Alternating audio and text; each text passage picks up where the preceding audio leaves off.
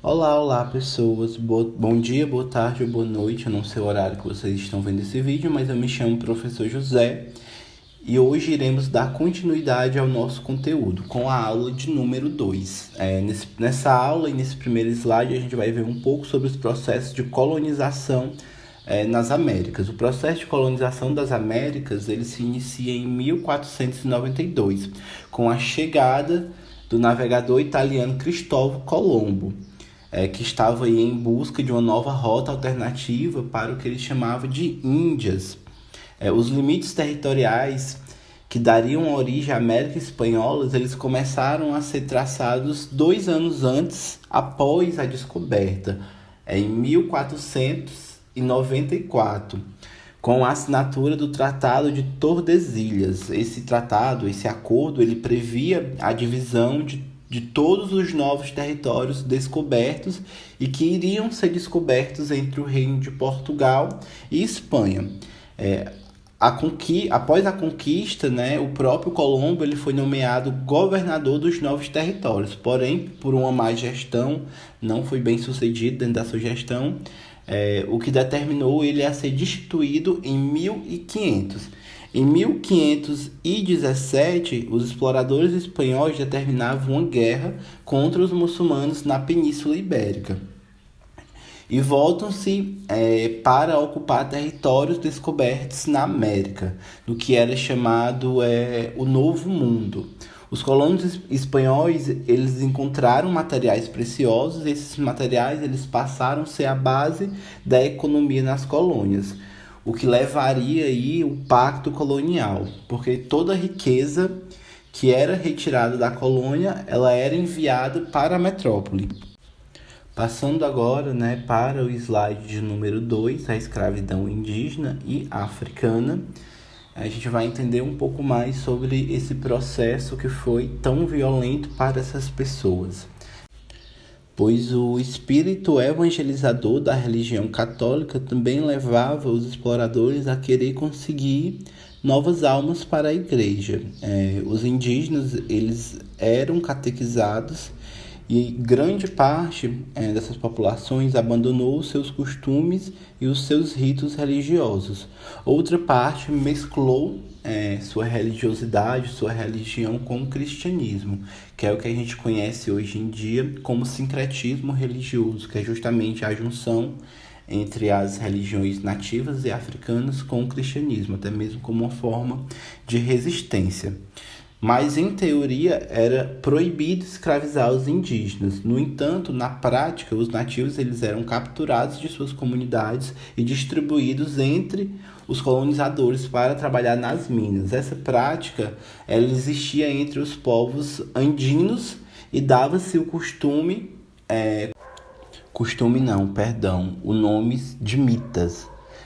Outra questão que colocava as populações nativas em desvantagem com os colonizadores era porque os colonizadores eles levavam muitas doenças desconhecidas para os indígenas, no qual eles não tinham contato e não sabiam como curar essas doenças, como a varíola, sarampos, gripes, que levavam inúmeros e inúmeros números de mortos dessas populações.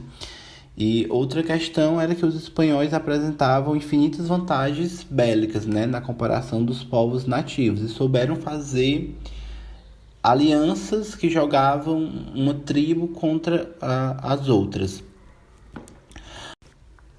Dentro das batalhas de conquista, a gente tinha outra questão que levavam os colonizadores a ter vantagem, que era a questão das armas, que foi até falada na aula anterior. Então, os colonizadores eles chegavam muito bem equipados com armas de fogo, pólvora, no qual deixava as populações nativas em desvantagem. Desta maneira, os indígenas eles acabavam não cedendo, mas ficando de fato em desvantagem dentro do campo de batalhas. E por conta disso, impérios foram destruídos, como os maias, os astecas e os incas. Já a escravidão africana na América Espanhola não ocorreu de forma homogênea. No Caribe, populações inteiras foram dizimadas e substituídas pelos negros africanos, né?